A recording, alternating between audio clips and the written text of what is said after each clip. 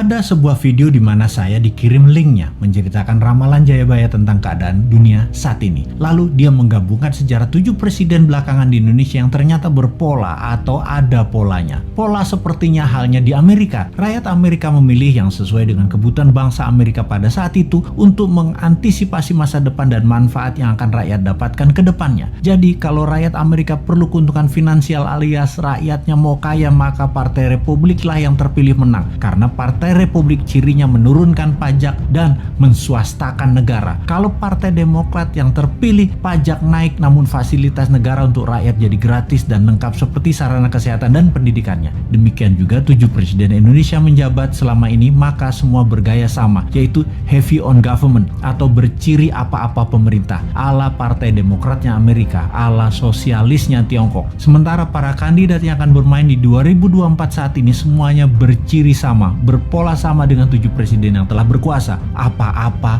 pemerintah. Hanya Bosman Sontoloyo yang punya konsep heavy on swasta atau menswastakan kegiatan membangun ekonomi terbesarnya dan menurunkan pajak konsepnya seperti Partai Republiknya Amerika. Untuk hal ini memang kembali ke masyarakat karena konsep menswastakan pemerintah belum pernah terjadi sebelumnya atau mengikuti swasta terutama UKM dalam porsi besar lebih dari 80% ekonomi belum pernah terjadi sebelumnya dalam 7 pemerintahan yang telah berjalan. Selama ini memang tenaga kerja 96% diserap UKM, namun ekonomi UKM hanya 40% saja dari porsi ekonomi nasional. Sisanya adalah anggaran pemerintah dan oligarki. Sudah 7 presiden polanya ya seperti ini. Belum pernah UKM naik kekuatannya menjadi menguasai ekonomi ke 80% atau naik 100% dari sekarang atau 2 kali lipat kekuatan ekonomi saat ini yang bisa membuat GDP per kapita naik dari $4.000 menjadi $8.000 dalam sekejap. Sungguh, kalau mau UKM menang, juga pajak turun. Ya tidak pakai siapapun yang mencalonkan di 2024 yang saat ini ada di etalase calon presiden.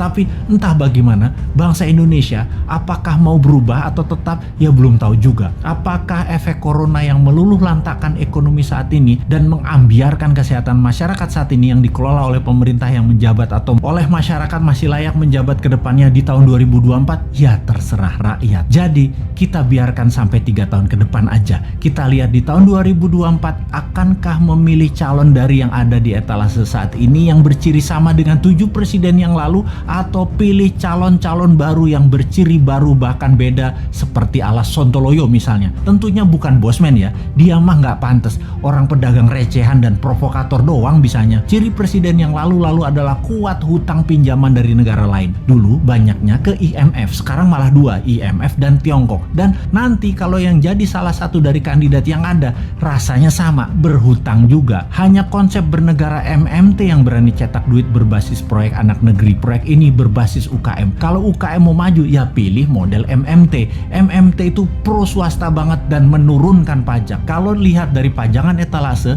ya mereka kebanyakan memuja pilihannya tadi hanya orangnya, bukan konsep bernegaranya. Karena tidak satu pun punya konsep. Asli mereka yang mau jadi presiden saat ini punyanya satu, bagaimana jadi populer agar terpilih.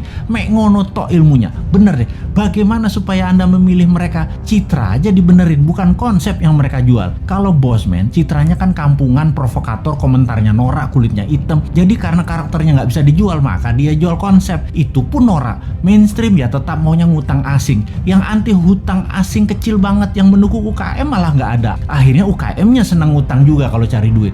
Kapan berubahnya bangsa ini? Begitu kuat doktrin minjem itu di kepala semua pejabat sampai UKM-nya pun tidak ada alternatif lain. Kembali ke video yang linknya saya dapat dan saya nonton, ternyata Satrio Piningit atau kesatria yang dipingit itu keluar ketika ada goro-goro atau malapetaka dahsyat menghancurkan negara dan dunia. Saat ini virus corona dianggap goro-goro. Lalu ketika goro-goro terjadi ada kesatria yang suaranya saja muncul, wajahnya dan penampilannya dipingit tidak muncul, yaitu Bosman. Jadi kesatria yang dipingit tadi adalah kesatria yang terus-menerus memberikan arahan, solusi, dan sosoknya dipingit, diumpetin, yang penting pesannya tercapai. Lalu pola kepemimpinan nasional yang lengkap menjabat. Pak Karno itu Majapahit atau Jawa Timuran, Pak Harto itu Jawa Tengah atau Mataraman, Pak SBY itu Majapahit, Pak Jokowi itu Mataraman, dan Bosman itu Jawa Timuran Majapahit. Begitu pola penggantinya seharusnya. Abis Mataram ya Majapahit. Dan Sekali lagi sahabat, kedua informasi terakhir itu lebih ngaco lagi sahabat dari MMT-nya Bosman dan pro swastanya Bosman.